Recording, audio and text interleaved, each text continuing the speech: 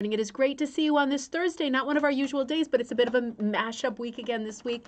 It is great to see you and welcome back. Joy, great to see you. You are online. Tell us how things are. Are things back to normal a little bit, I hope?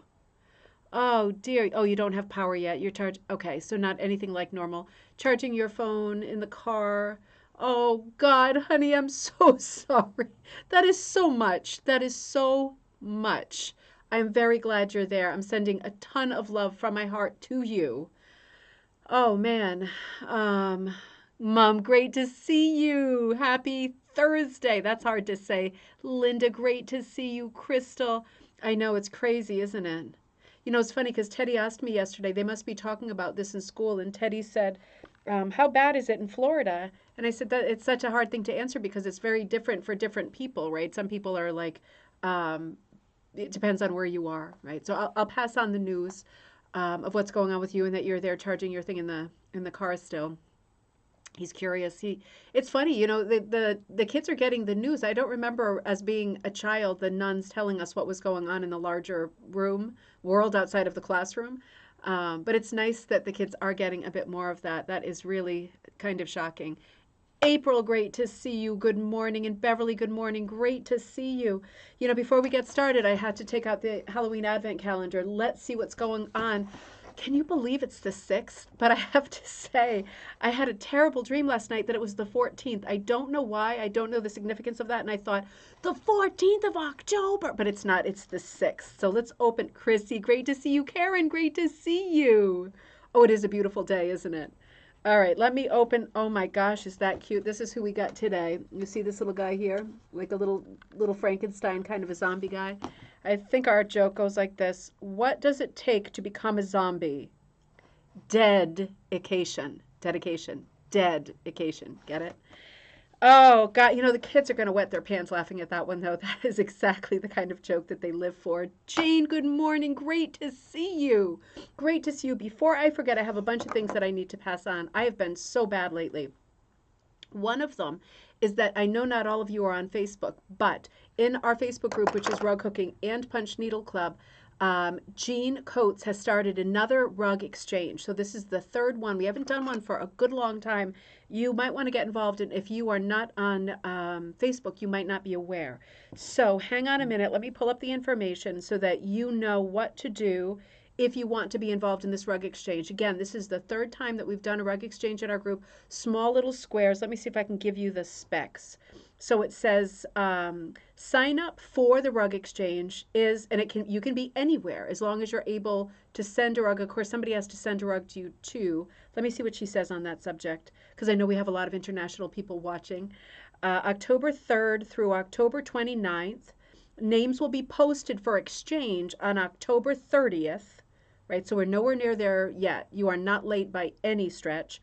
Mailing deadline is January 7th. So lots of time over the holidays to work on something really beautiful for the person. It's like a secret Santa, isn't it? Whose name is generated for you, and you know, and it's fun. I remember in past exchanges, I liked to look. I don't know if I'll do this one because I'm working on another book now, and life is just a little bit out of control for me. But I remember with the first couple that I would look on the person's Facebook page or whatever and see what I could find out about them personally, what they might like. And that was a lot of fun. Just getting to know somebody that I didn't know yet was a lot of fun. So she says the rules, there are not any design or material rules. Anything goes, punch, hooking, proddy, etc., or a mixture of techniques. All skill levels wanted. I like how she said wanted, not just like okay or welcome, but wanted. Everybody is wanted. If you sign up, okay, the piece must, all skill levels, piece must be at least 6 by 6, so you're not going nuts here, right? This is manageable. If you sign up, my last one I did was more like, I think 8 by 8, but it's up to you. Sometimes it's very hard to work that small, but it's a 6 by 6 starting size, right? 6 by 6 is passable. And that's a good mug rug size if you want to make something for someone to put their teacup on or something like that. If you sign up, you must honor your commitment and mail your project. It is no fun being the recipient of nothing.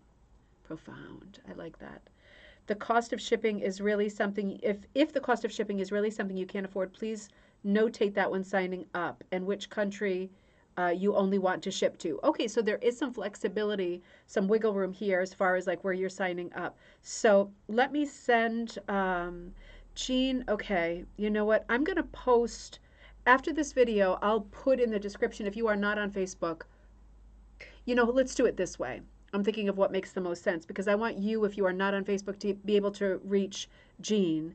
So if you want to be in the Rug Exchange and you are not on Facebook, please send me an email at ribboncandyhooking@gmail.com and I will forward it to Jean because I don't have her thing on the top of my head, her email.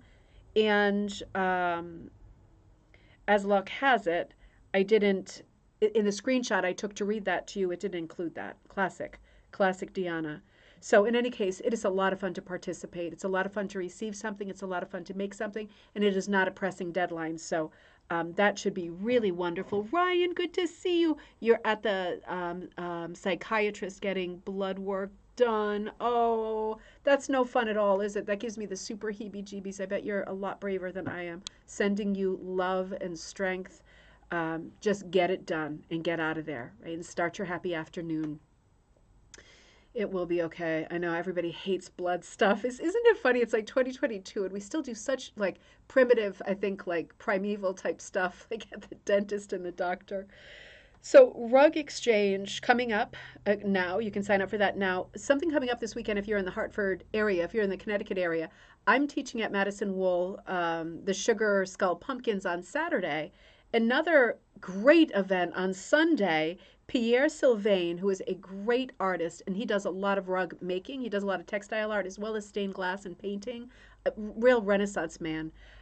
Unbelievably talented. He will be speaking at the New Britain Museum of American Art in New Britain, Connecticut. That is 65 Lexington Street, New Britain, Connecticut. So let me just, this is Sunday, October 16th from 1 to 2 p.m. So if you're interested in this event and you are not on the Facebook group, let me know. Look at this great hooked rug. Can you see that he did? It's like a take on the classic Norman Rockwell, looking at himself and envisioning Cary Grant. Right? It's just so cool.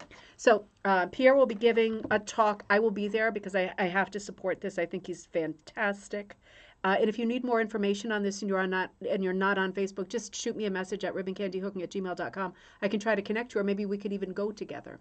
So, and Mom, I sent you a message about that too in case you wanted to go. Cindy, good to see you in Colorado. Ryan, you got some good support. We all know that horrible feeling of being there and waiting and blood and all that stuff. Even though it's the spooky month of Halloween, it doesn't make it any better, does it? I want to show you one quick thing I'm working on, and then I have to drag you down with me into the rabbit hole that I fell into. You know what's so funny? That I just said that, and I remembered another one. These gummies are killing me at night. I'm telling you, I'm having some crazy dreams that might have to stop. I was sleeping well, and now it's going haywire. Another dream that I had last night, I was walking in my backyard. I bet you've had this one because this is a classic. And I fell down a hole, like an Alice in Wonderland hole, and it was like immense. Like it was like I was like traveling down to the core of the earth. It wasn't like a small fall, you know, like that a serial killer had set up for me or that kind of booby trap. It was like the earth cracked open and I just kept falling, and then I was shouting up, help! And I bet you I was doing it like I bet I was actually shouting. I was like sleeping with Teddy. I didn't wake him up because you would need like a meteor to land in the bedroom for him to wake up, but incredibly scary. But I bet it's because while I was researching for the show today, the Susan Gaby-Trotz segment, looking at the Rug Cooking Magazine issue, but also looking at our website, man, I went down a deep hole, and it was so much fun. But I bet that was the genesis of that dream. I'm going to do that in just a second, but I want to show you what I'm working on before I go there because it's going to be hard to pull out once I start.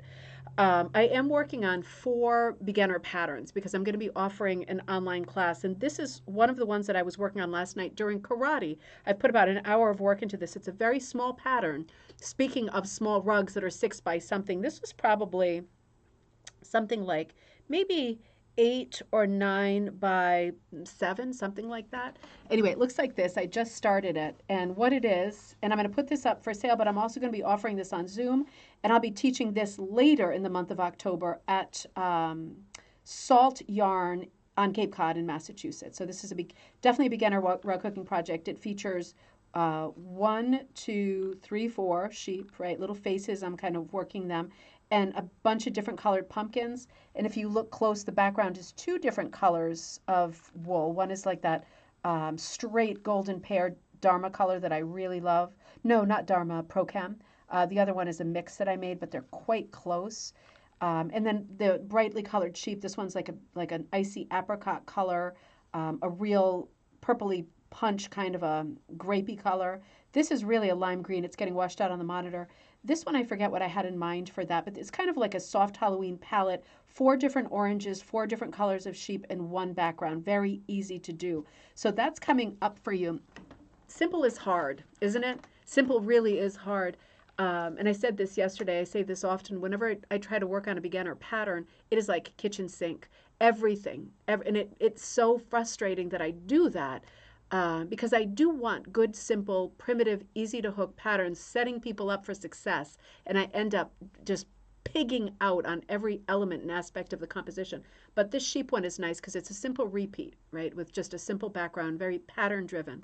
So we'll see how it goes. Is tobacco brown a Dharma? Tobacco brown is a Dharma, and that is one of my favorites, Ryan. That is one of the, when you put that tobacco, it's tobacco leaf, but it is a brown.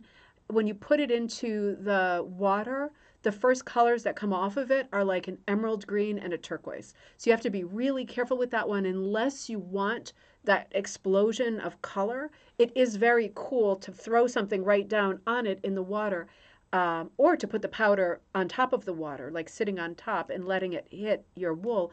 But it will pop some true jewel colored greens and blues before it brings out the tobacco brown, which is kind of like a ginger brown color.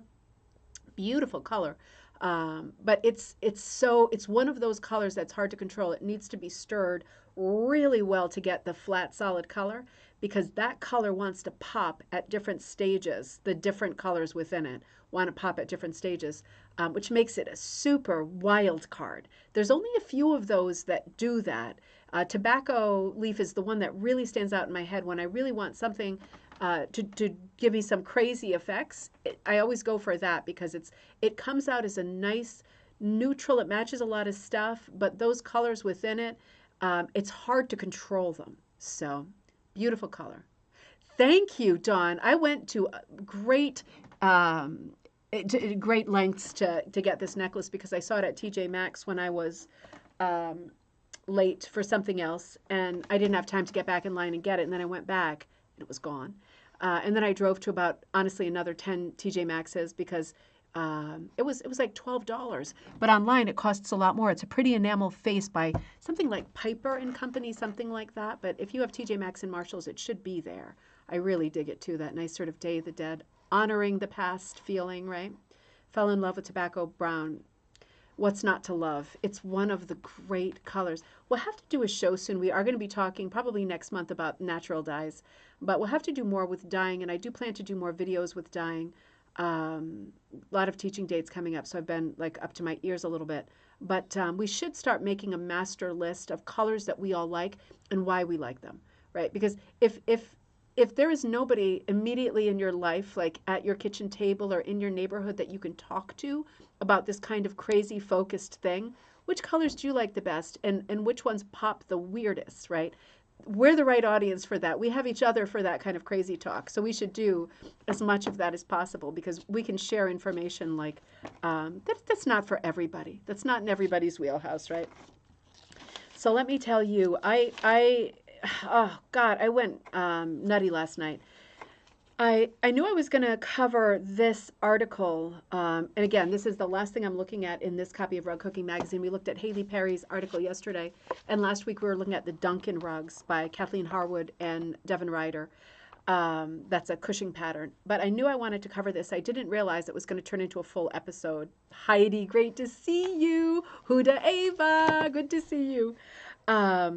It turned into a big thing because I fell down the hole in the backyard in a tragic way. It was like a late night thing. Wait till you see what I found. The work of Susan, I hope I'm saying this right, Gaby-Trotz. I did write to her on Facebook, but of course I do everything last minute. That's just how I roll these days.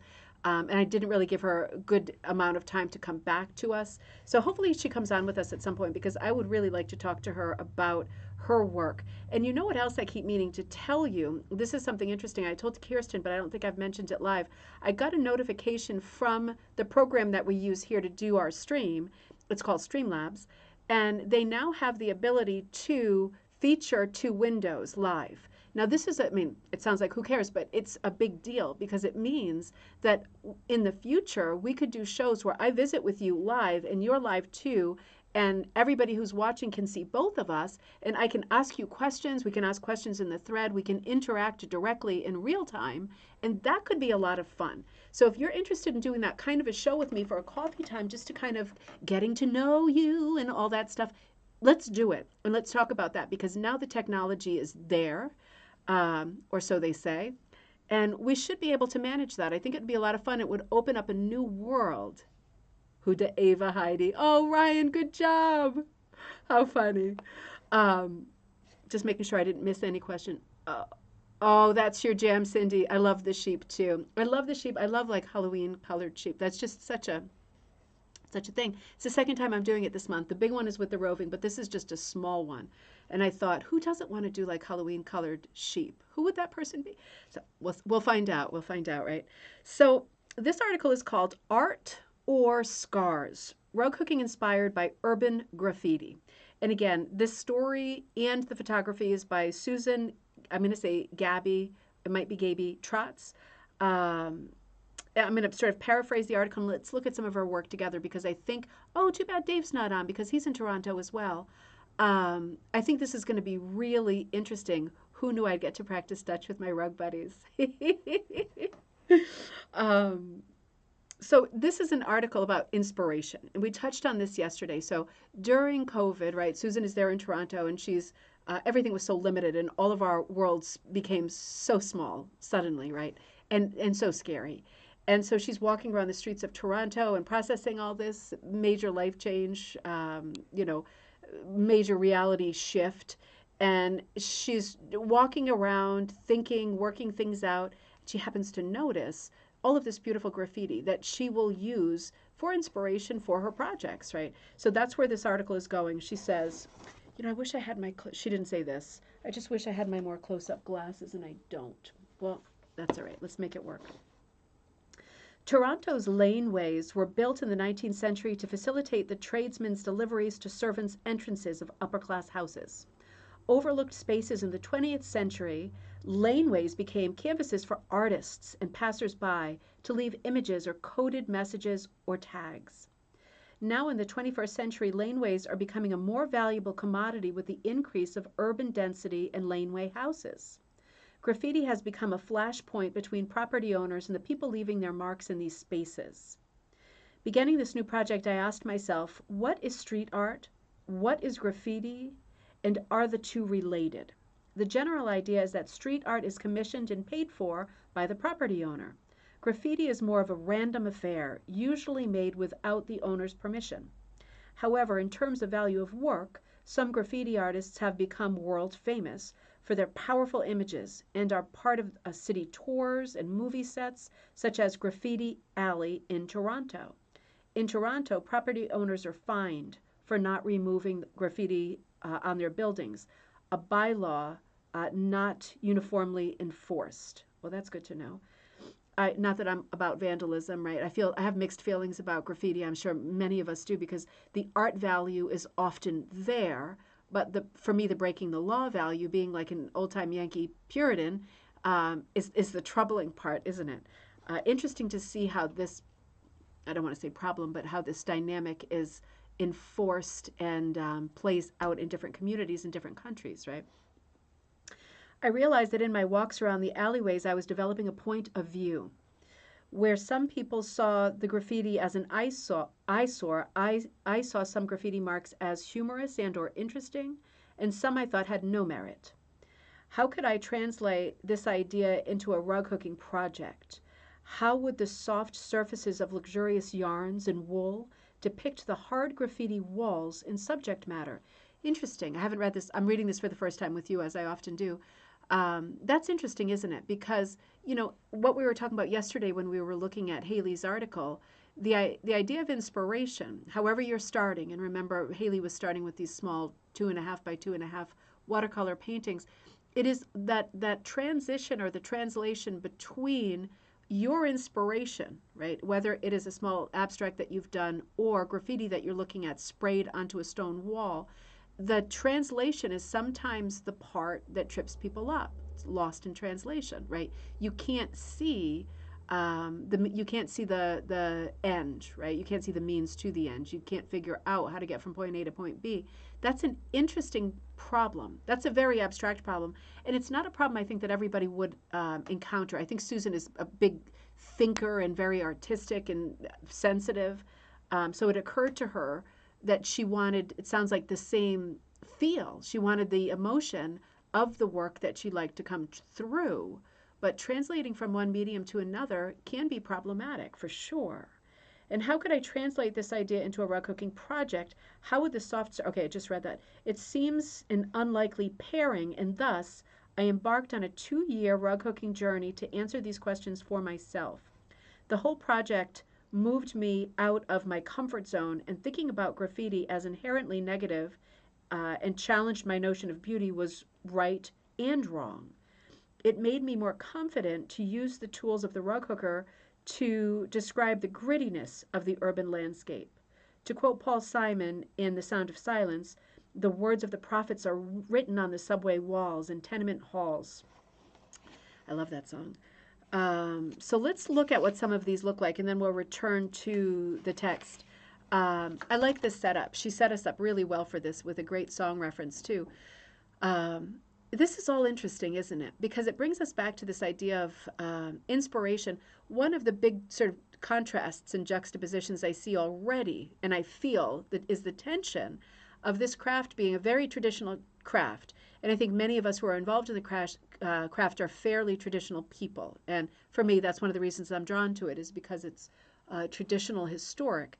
And so is my personality for the most part, although I'm sometimes crazy and unhinged for the most part.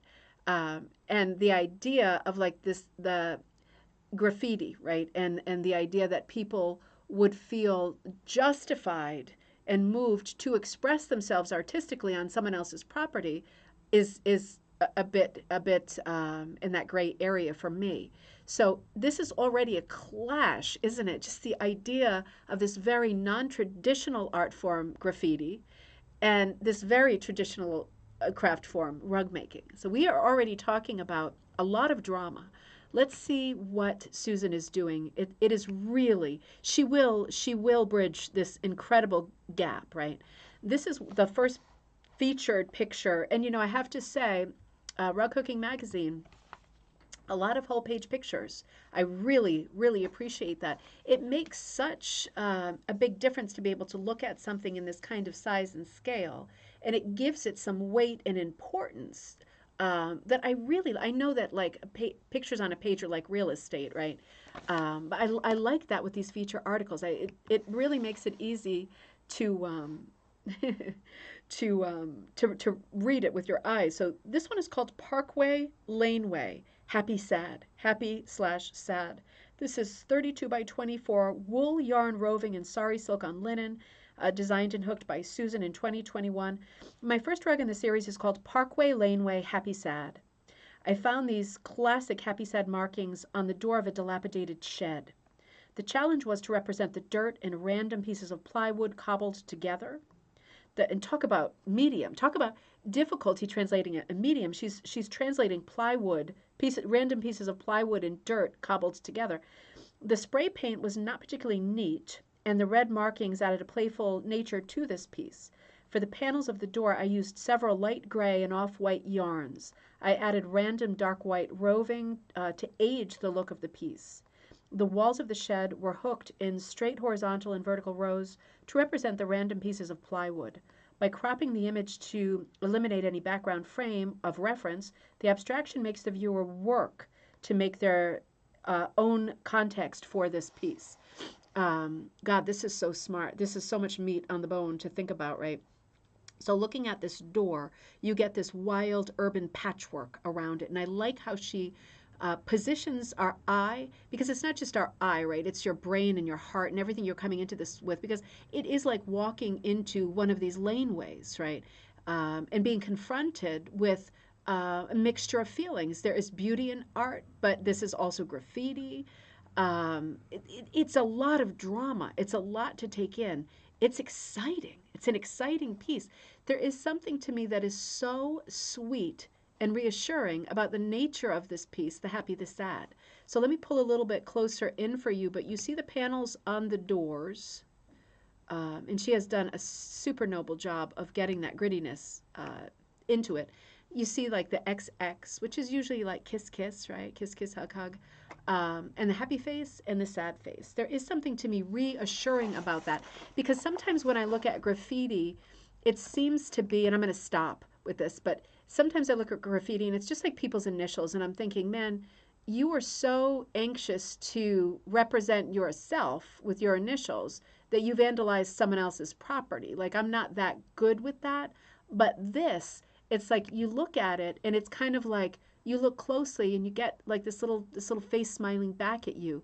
There is something kind of magical, whimsical, comforting about that, right? There is, it has a feeling of hopefulness for me. I absolutely love this piece. Absolutely love it. Let's look at another of her pieces.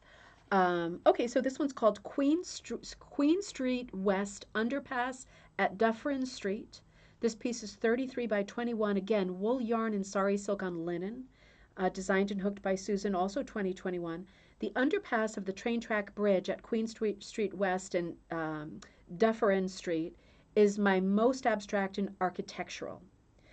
My challenge was to make some sense of the myriad metal beams and stones running in all directions. The bottom quarter of the piece shows where the city has painted over the graffiti with various colors and leftover pastel paint. Interesting. You see those blocks at the bottom. It gives it a bit of an Art Deco tile look, doesn't it? The rest of the image had over 100 pieces of graffiti sprayed on the bricks and girders. As my parting gift to this rug, I added the only word I could read, B. Wow. Wow, that chokes me up a little bit. That is so fantastic. Right in the center, too, right? It's like a target for your eye. Oh, that is so fantastic. This is such a composite piece, isn't it? Because she's trying to get, and she has very successfully, she's not trying, she has succeeded in getting all of these angles in, all of this very urban architecture. It's a mess. It's a knot of metal and building. It is a collection, what artists sometimes call a palimpsest. A palimpsest is when you have a canvas and underneath it there are other paintings. And over the years, people have painted over the canvas out of thriftiness or whatever to be able to use that canvas again. You get many layers and a lot of lost work under it. That this gives the feeling of a palimpsest because there is so much underpainting that is represented by these really pretty pastel, very irregular blocks that seem weirdly to fit in quite harmoniously with the brickwork and the stonework that is present in this super urban landscape, right? It's just a crop view of a very urban scene. For me, it does have some discomfort, right? There's a clash of angles. My eye wants to go toward that metal, toward those lines. It wants to bring me into a horizon. It's not a horizon shot. It doesn't work like this with this piece. It is a crop. It is a moment. You are looking at a composite. You are not looking for meaning in composition. You are meant to be a little uncomfortable because you are standing there with Susan looking. So it's not always going to be all pretty. The story is not always going to be complete, right? This is just a crop of a corner of a city, and it is fantastic. That B, the word B-E, really grounds this piece for me. Again, it's a moment, it's a glimmer of comfort in an otherwise pretty, for me as a not city person, pretty alien landscape, pretty uncomfortable landscape. It gives me comfort. It lets me rest for a minute. It's a positive word. It's a great, hopeful sort of a symbol, right smack in the middle. I love the way that this piece works. I love the two white shapes that are kind of bridging gaps to the right and left of B. They're sort of serving as miniature kind of buttresses, supporting the top half of the composition, which seems very heavy, like literally very heavy. And for me, knowing about the underpainting and overpainting in this piece, um, it creates even more drama because I'm thinking about that story, about that struggle, about that challenge in the city to keep up with the graffiti and to keep trying to overpaint it, right? It is like a very miniature little war happening here where you get people at night with a spray can and then you get people at the morning with a paintbrush. And it's just a weird yin and a yang that happens. And a bit of a reminder that this scene is probably different today and will probably be different next week because of this constant sort of variant. People painting over, people painting, pendulum just keeps swinging, right? And that is life, and that's definitely life in a city. Very interesting work. This piece is called Dundas Street West and Suoran Avenue. Who lives there? And this is 20 by 27 wool yarn and sari silk on linen. Again, designed and hooked. Everything designed and hooked by Susan. I'm seeing all 2021 too. So she did a massive body of work in this year. Very productive during this huge COVID year. From the front of the building on Dundas West at Sororan Avenue, I see this piece as a narrative. Who lives there? The plant in the window, the trendy turquoise bike, the white curtain blowing out the open window, the play between the weeds and the graffiti, the architecture of the century-old house are all part of the story. As an aside, most bricks in downtown houses in Toronto are shades of reddish-brown with gray mortar. The original builders were master craftsmen who added their own trademark patterns to the bricks, which were mostly fired in Toronto's brickworks. Sarah Gaby-Trotz made the underdrawing on burlap, adding a third dimension with an extra wall. My challenge with this piece was to render the bricks and mortar to define but not overwhelm the piece. Balance, right? I decided that rather than a perfect rendition of bricks, I would draw the bricks carefully in some places and let the graffiti and the weeds fill in the spaces. Oh, I like that. I like that. That is a give and a take, isn't it? That is a nice sort of tug-of-war. Tension. What emerged as a mixture of care and neglect, a feeling that attracted me to this house in the first place. As a footnote, all of the weeds and graffiti have been removed recently. The house looks a bit more forlorn to me. Isn't that interesting? This is so interesting. I mean, this makes me want to take a walk in a city area. I'm sure not going to do it in New Haven, where I might encounter this kind of graffiti. You know, this is a very artsy kind of graffiti situation, isn't it? And I remember when I lived in the Netherlands, there was very artsy graffiti. Of course, there are neighborhoods where you get graffiti, but they are neighborhoods that are sketchy to the point of you would not be on an art crawl, right? So think about that if you are going to go down the rabbit hole and you're going to be looking for graffiti and subjects this way. Dawn says, "Love that I'm working on Windows series right now." Oh, isn't that great? Yep, it's great to lock into this too and pull what you can pull from this piece. There is something so magical about this piece. This is another high tension, high contrast piece. I love the backstory. It does make me sad knowing that the weeds and the graffiti are gone now, because they are really adding something to the house, right? I love her pointing out the turquoise bike. That is very hip. There's kind of a periwinkle or lilac window frame, right?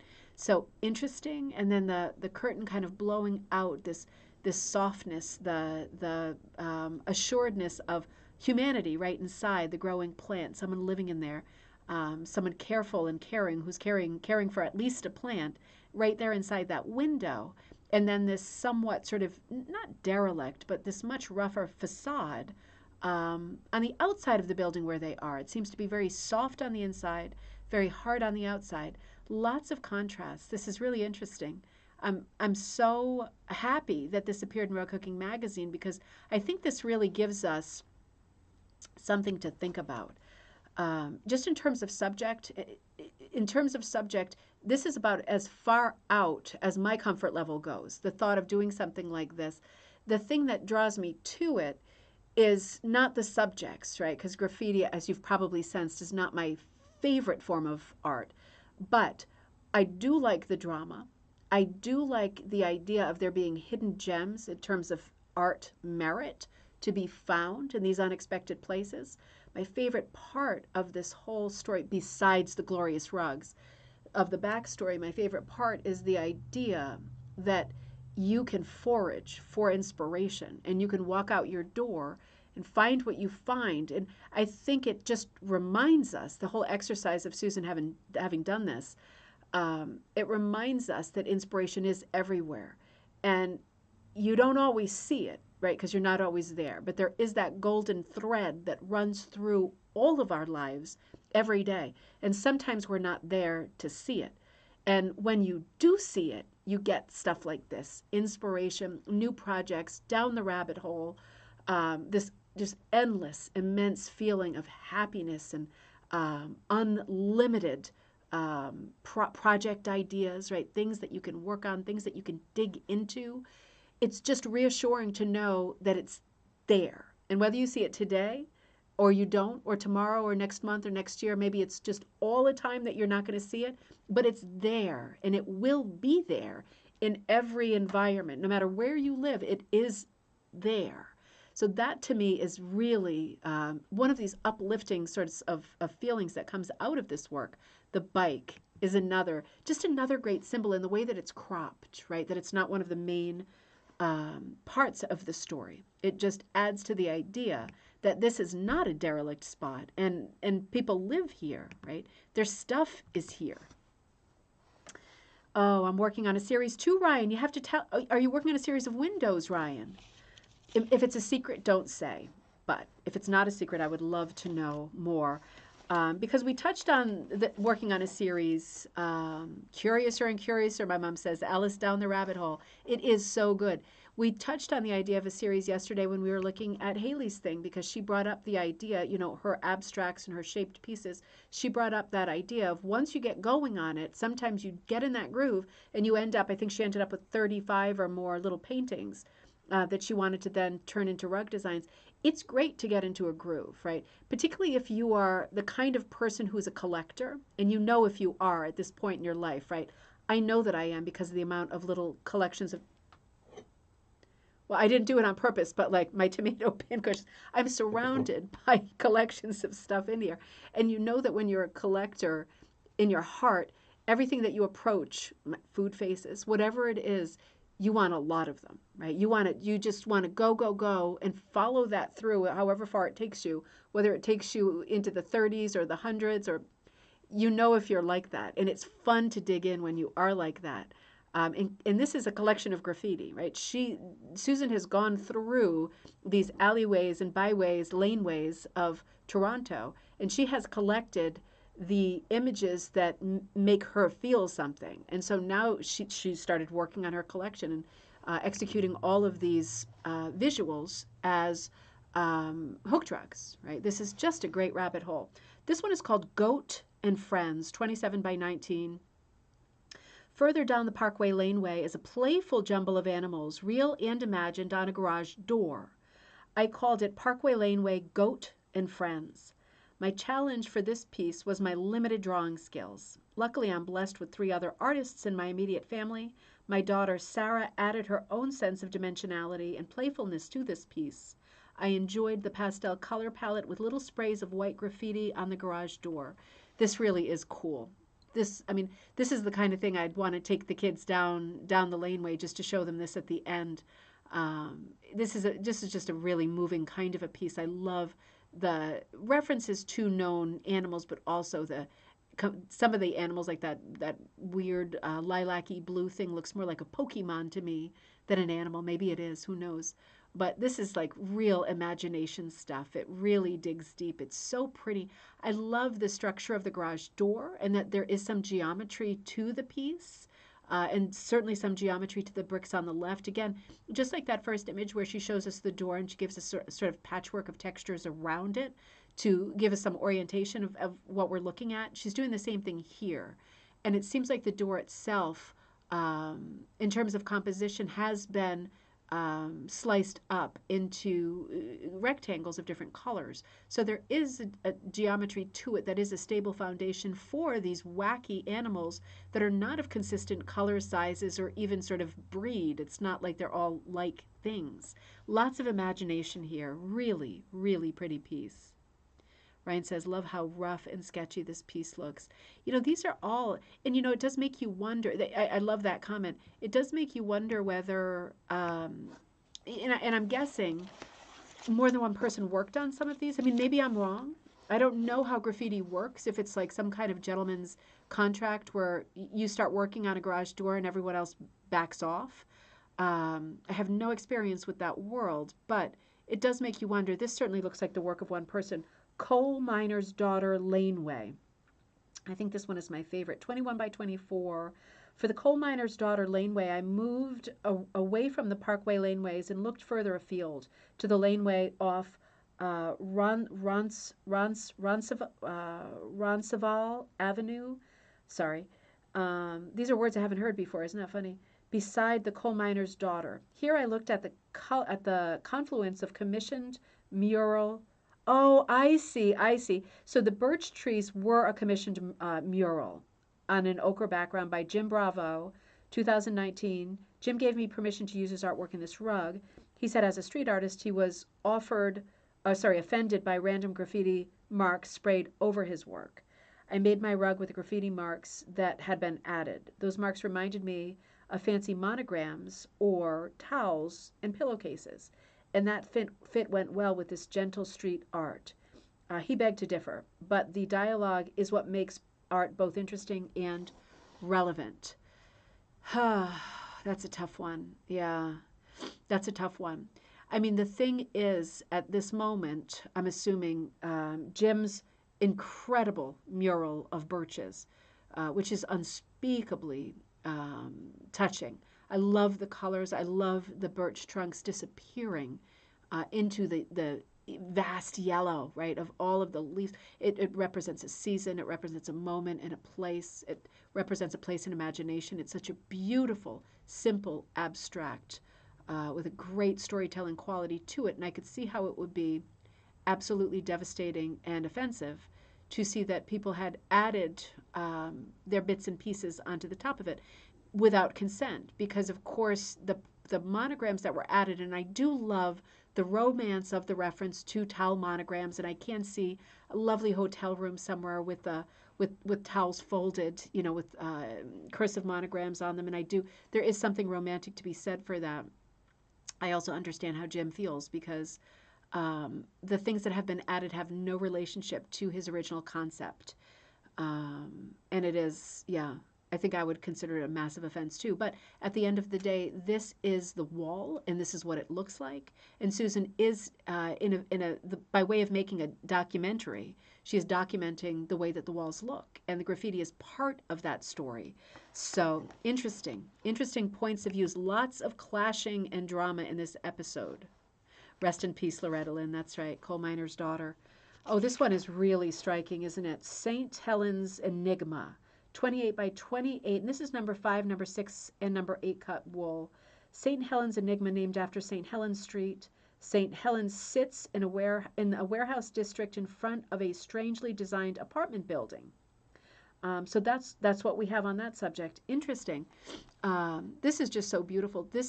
It's just a beautiful piece. And again, this seems to be another strange, uncomfortable composite where we are seeing some art that is probably commissioned. And Cat's Gallery, it's like a kid scribbling on your masterpiece. It does feel like that. It does feel like that. And again, I'm looking at Susan's work, and I can see that she is documenting the way things look now. This is her diary, her visual diary of her walks through the laneways. But man, all of these layers of interest, storytelling, drama, conflict, offense, all of this is part of the story for sure. Sure, there's a lot of anger, hurt feelings in all of this. And again, this one does seem like it was a commissioned piece that did have some graffiti added to it.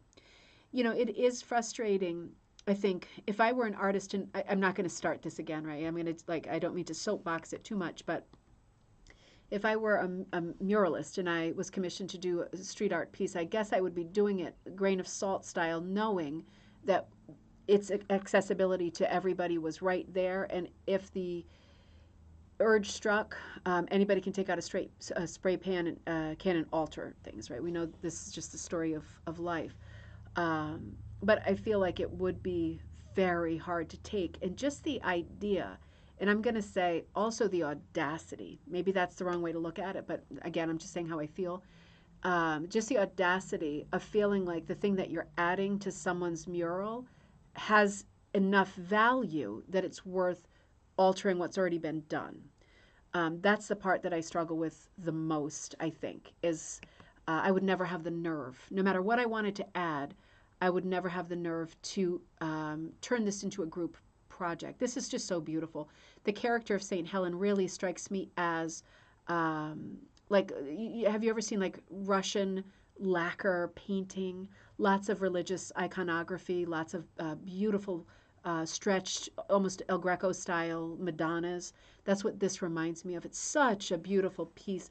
I love absolutely everything about this article. I love the inspiration. I love the finished work. I love the walk around the city. This feels like a tour. I know Dave is going to watch this later because he gives tours of Toronto. So this is going to be a big Dave Lake episode. Oh, I missed one. I'm sorry. This one is called Red on Blue, 22.5 by 31. When I was walking past this laneway graffiti, I missed the secret message that was written in faint pencil. I laughed when I saw it because it showed me that the maker knew their art history well enough to add a postmodern conceptual theory. The challenge in this piece was to make the hidden message readable to the careful viewer, but not too obvious. Susan loves difficult balances, right? Seesawing between these difficult balances. I used a thin black wool and hooked it into the blue background. I was pleased that I was able to translate the feeling of the laneway graffiti to my wool rendition. I added some imaginative green fronds to give the piece some weight. I think that's good at the bottom. It does. They almost feel like flames, which is interesting, like grassy flames, green flames. So you see what she means. It says red somebody added the phrase postmodern. So that is a bit of an unexpected kind of highbrow addition to graffiti. Interesting. This is all interesting. This is interesting enough that it sent me down the rabbit hole. So what I did next was I looked up Susan, of course, as you do, right? You start to stalk someone online when you fall in love like this. So I started to look up Susan, and I went onto her website, which is called remember she's Canadian, www.susan, Gaby, Gaby, Trotz, Trotz, .ca for Canada. So not com, not com. Susan Gaby-Trotz.ca for Canada. So what a beautiful website. Lots of different pages. On one page she shows, it's called Process. She shows you how she works. This is the image that we were just looking at. Lots of her work featured on other pages. She has a whole page of table runners. Some are sold, some are not.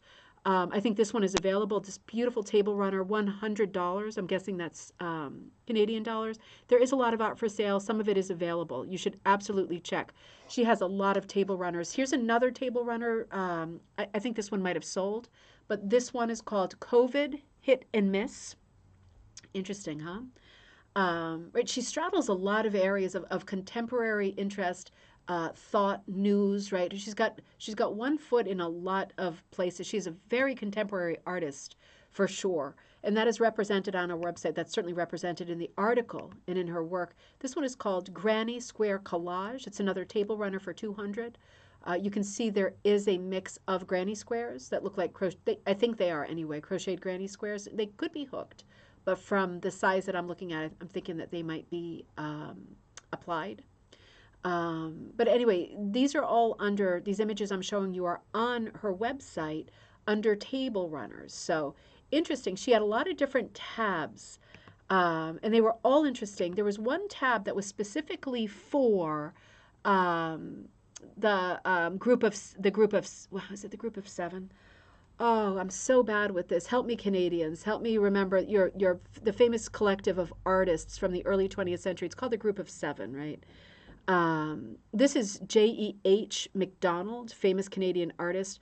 This is a take on his piece called Forest Wilderness. These are all sold under the Group of 7 tab, or maybe I think it was called Revisiting the Group of 7. So, for example, this is the kind of incredible Very, very artistic work that Susan does. I mean, as well as the graffiti, this is just a different genre category of her work. Group of Seven. Thank you, Crystal. So this is J.E.H. MacDonald's Forest Wilderness. This is a take on that. So take a look at this. Let's walk through this together. This is an extreme close-up of that quite famous painting. This is Forest Wilderness number 2. There's going to be 4 of them. So take this in because we are looking at extreme crops. This is the complete work. She's looking at parts of a group of 7 paintings and creating them and reinterpreting them. I think this is an incredible, completely different source for inspiration, very different than walking through the laneways and coming up with translations and of graffiti art. This is a different place that she's been to in her artistic past. It's also interesting to note that she hand cuts her wool. So different sizes, right? This is not the American school of hooking, right? This is, thank God, the Canadian school of hooking, because it shows such variety of width that hand cutting will always give your work that sort of old-time, very bohemian look, right? It gives it a lot of variety and a lot of interest. I am personally partial to this look. It's very different than what we saw in the US in the 20th century. It's not better, it's not more, it's not less, it's different. It's apples and oranges. I love this style. Forest Wilderness number 3. So all close-ups, and here comes Forest Wilderness number 4.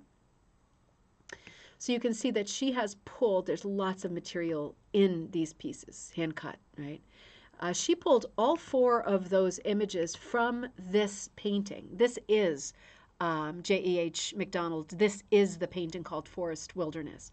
So, for example, that last one we saw that was mostly reds, you see that's right over that ledge of rock. But she pulled, almost like pretend that you were looking at, or do it, right, your favorite painting.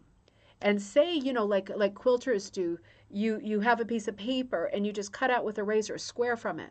And you're moving it around the whole painting. And you're forcing your eye to look at different crops of it, right? This is a great thing to do to come up with your idea for your next piece. If you are in love with a specific painting or photograph or textile or article of clothing, your favorite Fair Isle sweater, it could be anything. Your favorite rug on the floor, right? Just move like this open window pane around it until you go, oh, that's it right there. Because that might be your next composition. This is really brilliant. She's a great forager. Susan is an amazing forager. So let's look at the rest of these images. I just wanted to show you, we're talking about J.E.H. MacDonald, just by way of example. You know, she did Forest Wilderness, but this is another of MacDonald's famous paintings, Tangled Garden, right? And I thought of this one and thought, this is another one that would be great to do that with. That small window pane lens, forcing you to look at specific crops of it. Interesting. There's a very realistic house in the background, but in the foreground, there is a wild, very unpredictable, very Art Deco style garden happening. Real magical, right? There's lots of opportunities here to pull pieces, and this is called Beaver Dam, also MacDonald. So another original painting that would really lend itself with the patterning that's happening here, really lend itself very mysteriously to a rug hooking composition. Interesting. And she also covered the work of A.J. Hassan. This is taken from a piece called Little Island, and this original painting was painted in 1965. But again, a very abstract, oh, I'm going to give up, crop of Hassan's painting. This is the original painting, Little Island, right? It's so sci-fi and fantasy to me. Let's come back and look at the crop. Interesting, right? So you can see how the inspiration isn't exactly like the source, like the realization isn't exactly like the source, but you can see how much meat there is here on the bone to play with. So something to think about. She had another tab of flowers. She did a beautiful series on flowers. This is called Aging Hibiscus New Bud. You know, and I'm getting a feel for, as we go along in this episode, and we are getting to the end in the last images for today, but just think of that title, Aging Hibiscus New Bud. Susan is all about contrast and drama, right? There is theater in every one of these images that we're looking at. I think this is just Amazing. My mom says Little Island one is gorgeous. I love the idea of cropping for inspiration. I do too, because it gives you this kind of, it gives you a small view of something much bigger, and that is always mysterious, right? That always works. But it also makes it possible for you to pick out a piece of something that you already love and develop that piece. And you know that it's special, and you know that it's meaningful, and you know what it means.